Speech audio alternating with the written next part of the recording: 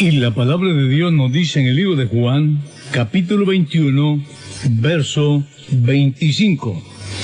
Y hay también otras muchas cosas que hizo Jesús, las cuales, si se escribieran una por una, pienso que ni aún en el mundo cabrían los libros que se habrían de escribir. Así dice Juan en el último versículo de la narración del Evangelio. Y hay también otras muchas cosas que hizo Jesús, las cuales si se escribieran una por una, pienso que ni aún en el mundo cabrían los libros que se escribirían o se habían de escribir. Quiero en esta hora hablar sobre 8 milagros como señal. 8 milagros que hizo Jesús como señal. Tenemos un evangelio escrito por 4 hombres que hicieron posible, bajo la inspiración del Espíritu Santo, que llegara a nosotros tan importante información. A los primeros 3, como Mateo, Marcos y Lucas, son conocidos como los evangelios sinópticos, por tener una misma narración o una forma de paralelo en todos los mensajes, como las parábolas. Estos 3 enfatizan los milagros, mientras que en el libro de Juan no hay parábolas y el énfasis no está en los milagros, sino en la palabra del Señor. Esta es la diferencia del libro de Juan de los otros 3 libros que narran el Evangelio. Hay algunos que han dicho los 4 evangelios. No son 4 evangelios.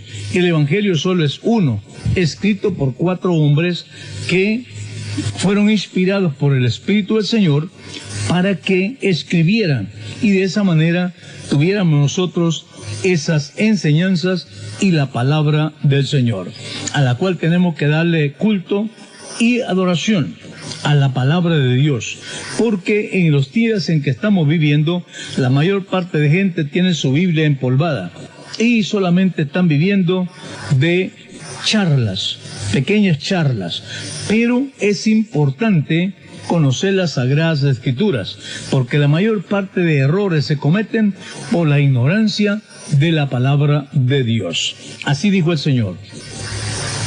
Encontramos entonces 8 milagros que hizo Jesús como señal de que Él es el Mesías.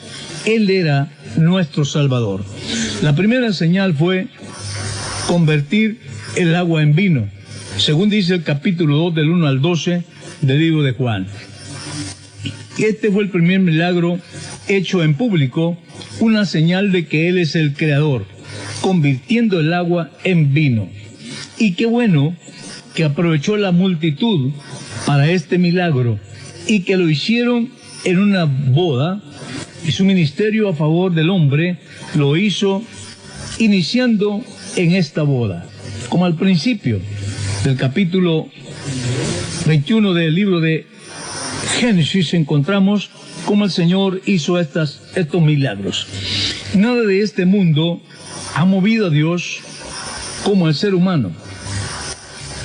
Todo es creación de Dios, pero nada como el hombre que lleva su imagen y semejanza. Si nosotros vemos que el Señor hizo tremendos milagros y maravillas, pero por el hombre ha tenido siempre un amor especial y por él hasta se entregó. Así que el primer señal es convertir el agua en vino. Eso demuestra que Él es el Creador y puede convertir cualquier cosa en otra, porque es Creador. La segunda señal, limpieza en el templo. Juan capítulo 2, versículo 13 al 22. Qué bueno que empezara con la limpieza en el templo, buen lugar donde empezó su ministerio, dando a entender que su casa no es para venir y hacer negocios, sino para su gloria y su alabanza, y poder traer nuestras cuitas ante Él. Desde que salimos de nuestras casas, dirigidos a nuestro templo, nuestra mente debe estar ya programada a darle todo al Señor Jesús, y Él nos dará lo que nosotros necesitamos. Aquellos hombres en el tiempo de Jesús habían perdido el sentido religioso. Habían perdido el respeto en la casa de Dios y ahora estaba cubierto de venta de animales, cambistas de monedas, y era una casa de negocios. No había culto. Pero qué bueno que el Señor empezó su ministerio limpiando el templo.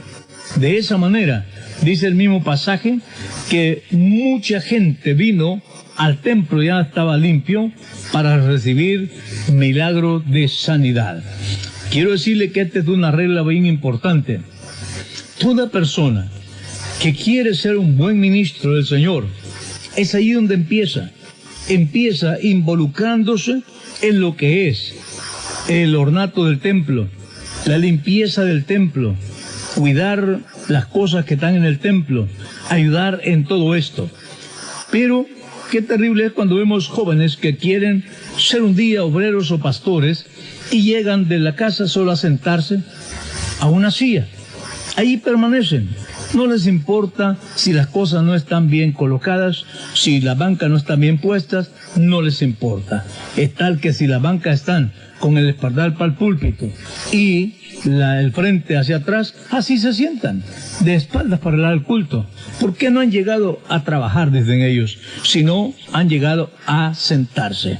Pero Jesús empezó en la limpieza del templo y luego predicó la palabra. La tercera señal, la sanidad a distancia. Capítulo 4, libro de Juan, verso 43 al 53. En Capernaum, un oficial del rey tenía un hijo a un paso de la muerte. Cuando él oyó que Jesús había llegado a Judea, a Galilea, vino a él y le rogó que descendiese y sanase a su hijo, que estaba a punto de morir.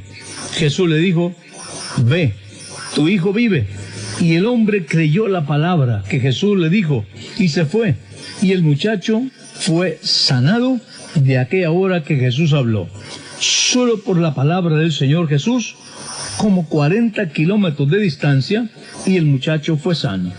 Los otros escritores dan seguridad y los detalles un poco diferentes sobre este pasaje, que en vez de que sirvan de confusión, tienen una prueba de que no estaban de acuerdo con lo que escribían, sino el Espíritu le estaba revelando todo lo que el Señor hizo, dijo e hizo.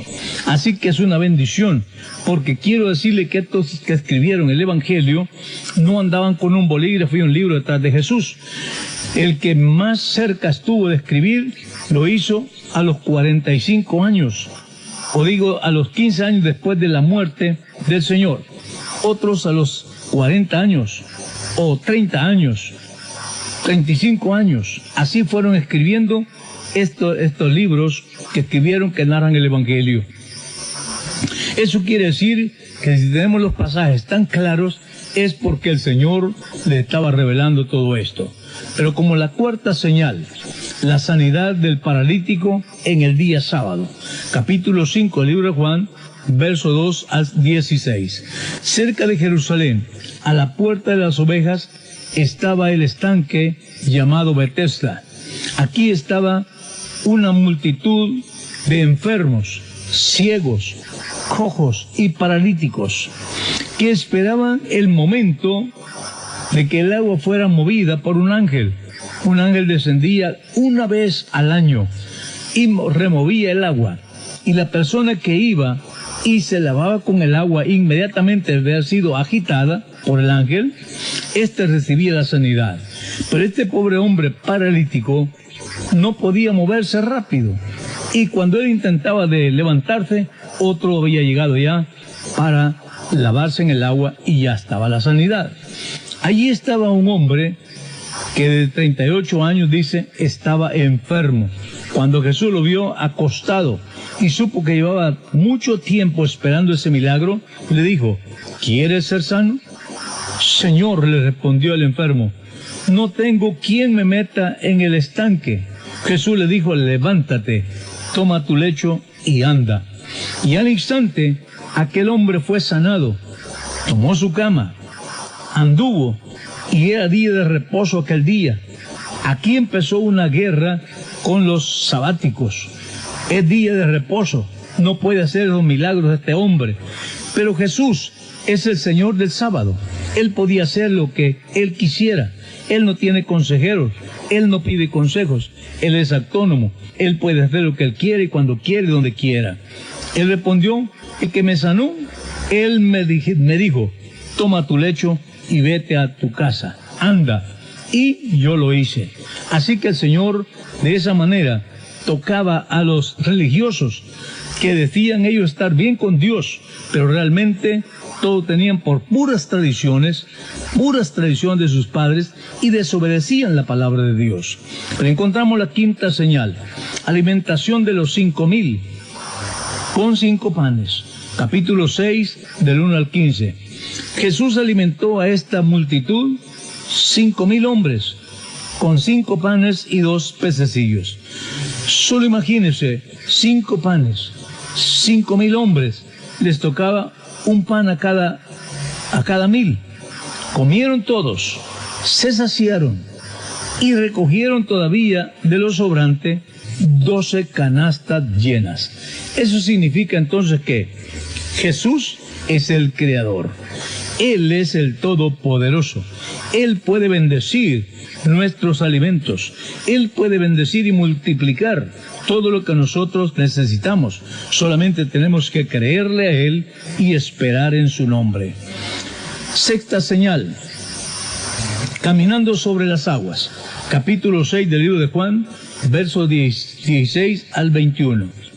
Mientras Jesús se quedaba a la orilla del mar, orando, los discípulos se fueron a la barca al otro lado del mar.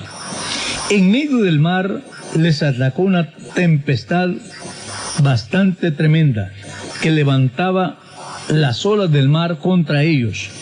Cuando ellos empezaron y empiezan a orar pidiendo auxilio, pero ellos no están creyendo ahora todavía que Jesús sea el Todopoderoso que puede calmar los vientos y las aguas.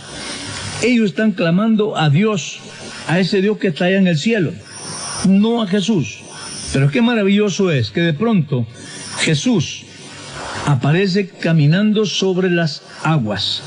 Y ellos tuvieron miedo y dijeron, un fantasma, para acabarnos de asustar y meternos en problemas, porque Jesús está caminando sobre las aguas. Y se sorprendieron y tuvieron miedo y gritaron, un fantasma. Jesús se acercó y les dijo, yo soy, no temáis. Entonces ellos con gusto le recibieron en la barca. Y tan solamente 2 palabras, al viento, enmudece, y a la mar, calla. Inmediatamente hubo una tremenda bonanza. ¿Qué enseñanza más hermosa la que nos da acá? Primero, que estos hombres confunden a Jesús con un fantasma. Y así hay tanta gente hoy día que no entiende quién es el Señor y les parece realmente un fantasma. Por cuando decimos que Jesús es Dios, se espantan, se asustan, no es posible, y empiezan a argumentar. Segundo, cuando Jesús calmó los vientos y las aguas, se hizo una gran bonanza. Eso quiere decir, hubo tranquilidad, hubo paz. Cuando el Señor llega a nuestras vidas, cuando el Señor llega a nuestra familia, en nuestra familia se goza de esa tranquilidad.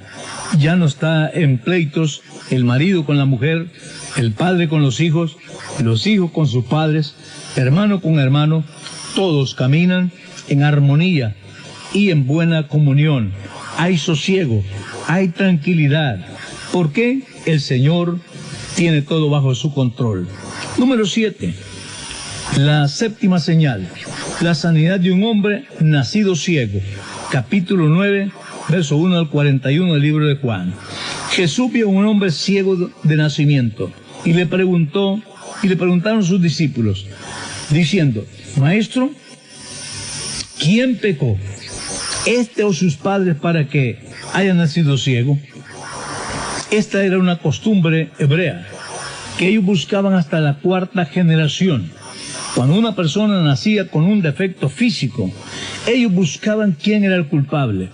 Y se iban 4 generaciones atrás, a ver si el tatarabuelo, el abuelo, el bisabuelo, el abuelo o el papá habían cometido algún pecado y lo habían ocultado, y el resultado está en su hijo. Y si no, buscaban en el impedido o el que tenía el problema, que si él había fallado. Esa era la forma como ellos tenían para investigar el por qué aparecía enfermo de nacimiento esa persona. Y Jesús les dijo en esta ocasión que ni sus padres ni él habían pecado, sino era para que la obra de Dios se den a conocer. Jesús le respondió, no es que éste pecó, ni sus padres, sino para que las obras de Dios se manifiesten en él. Entre tanto que estoy en el mundo, dijo el Señor, luz soy del mundo. Escupió en tierra, e hizo lodo con la saliva, y untó con el lodo los ojos del ciego, y le dijo, ve a lavarte al estanque de Siloé. Y el ciego fue, y se lavó, y regresó viendo. ¿Por qué razón? Porque Jesús es el creador. ¿Por qué no buscó oro o plata o por lo menos bronce para hacerle ojos postizos? Usó lodo del polvo de la tierra. ¿Por qué? Dice Génesis 2:7 que el Señor creó al hombre del polvo de la tierra. Así que sus ojos, aunque usted los estima mucho y está bien, pero son de polvo. Entonces Jesús hizo ese mismo principio, usando el polvo en lodo, le llena las cuencas al señor este que estaba ciego y lo manda a ver si él tenía interés en ser sanado. Lo mandó hasta el estanque de Siloé, como a 2 millas de distancia donde él estaba. Tenía que bajar 25 gradas para llegar hasta donde estaba el agua. Pero el hombre cumplió porque era el necesitado. Y entonces él llegó al agua y se lavó. Y dice la Escritura, y regresó viendo. Ese es el milagro del Señor. La octava señal, la resurrección de Lázaro. Capítulo 11, verso 1 al 44 del libro de Juan. Aquí encontramos a Marta declarándole a Jesús, ¿por qué ha tardado tanto en venir y ver a su hermano? Al cabo ya murió. Jesús le dijo, yo soy la resurrección y la vida. El que cree en mí, aunque esté muerto, vivirá. Jesús clamó a gran voz, Lázaro, ven fuera. Y el que había muerto salió. Tenía 4 días de muerto, pero a la palabra de Jesús, lo vemos ahora, ese hombre siendo resucitado.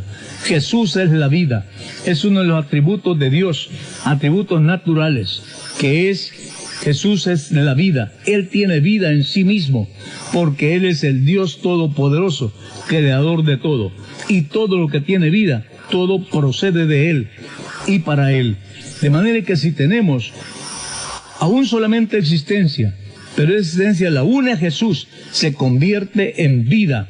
Cuando usted nace de nuevo, se bautiza en el nombre de Jesús para remisión de sus pecados, recibe el don del Espíritu Santo, usted tiene vida en Jesús, y no una vida raquítica, sino una vida en abundancia, y sale testificando verdaderamente Jesús.